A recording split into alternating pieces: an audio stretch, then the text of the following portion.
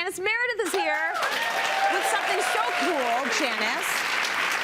So we're taking your denim, but we're going to do what all the cool kids are doing, okay? It's all about the distressed denim. It's about having the holes, the rips. It's about taking the hemlines and fraying them, having some fun with your denims. This is all stuff that drives my mom crazy. She's like, why would you want to wear ripped clothing? I don't understand. To be truthful, it took me a very long time to embrace it. And it was slight, and then I've gone that way of like gaping holes. Me too. But it did take a while. And so the one thing that I would say is that it's hard enough to find a good pair of jeans, and then to find all the elements that you want just adds to it. So that's why doing it yourself is fantastic. For sure. If you can find a pair that you like, then buy a couple of pairs so you keep one clean, and then you can just distress the other ones. Yeah, I love it. Now, I picked up all of these jeans at Value Village for $7. So you don't have to go out there and buy a $200 pair of jeans, especially if you're feeling a little iffy about the fact that you're going to be putting holes in them. Yes, or if you're holding on to that pair from university, that's got like the bootleg that you're never going to wear again. Right. Like really, you're never going to wear them. I am holding on to that pair. Gonna wear them. I'm not going to wear them again. But if you do some of these tips, you might. Maybe I'll wear them again. All right. Okay. So this pair here is actually a nice clean pair. There was nothing on it when I bought them. Yeah.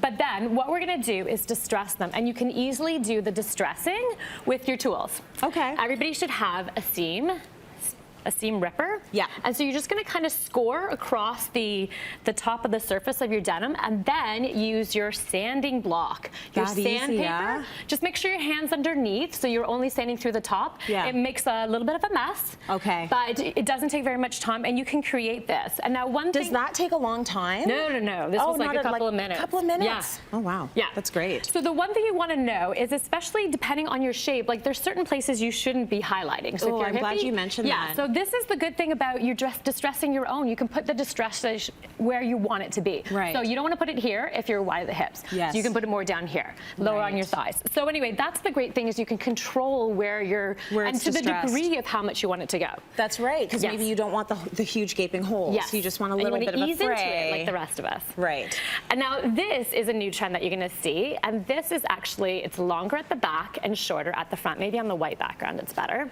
There you go. You can see it. You see it all the time on Pinterest, on Instagram. A lot of the big fashionistas and bloggers are doing that with their jeans. They're really having some fun with the hemlines. Yes, and it's a nice clean hem. This isn't a huge fray. Yeah. And so what we're doing is, once you cut it, then you're just using your seam ripper again, and you're just picking out at the ends a couple of threads. Okay. That's all we're going to do. Yeah. And then to keep it like that, you're going to use your clear nail polish. To keep it frayed. Yes, without fraying anymore. Got it. Yeah, so that's a nice clean look. And this works well with more of a straight leg pant.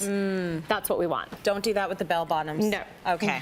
So then what do you want to do with these ones? Okay, so this one, we've got this distressed dropped hem. Right. So we've taken our regular jeans, we've clipped it with our seam hammer, and then as you pull the threads out, and you can start to unfold it, iron it, and then you get this great look at the end. Okay, so this is also good if you didn't ever have the right length you wanted, right? Exactly. Take out the hem and you have this, but you want it to look sort of... Yes, and again, you can use your sanding block on your hem right here if you want it to be a little bit more worn before you unroll it, so that you get that look. Okay, very nice. Yeah, and very simple. I like that. And you want that with a clean leg, with a straight leg fitted. You want that with a straight leg. Once again, it seems like most of these are mostly with straight leg. Well, you could do them with a boyfriend. Yeah. Would you do any of these with a boyfriend, Jean? Yeah, this one absolutely. Yeah, that one. Yeah. The different length hems. Okay, so this one is to me probably the craziest.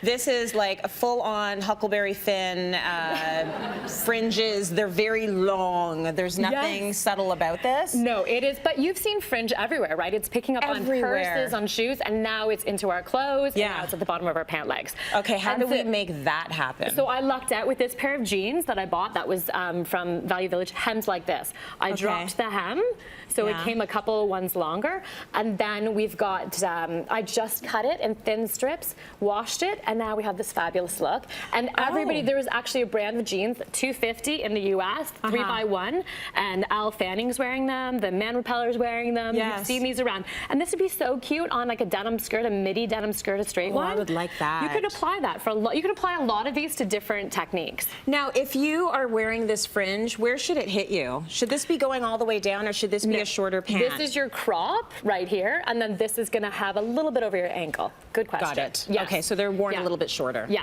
but that's a great thing about all of these. Like if you are petite and you're trying, and it's hard to find pants that are the length that you want, you can make it all yourself. Yeah, you absolutely can. So we like putting all of the details for our DIY projects online, and I think people like to see that as well.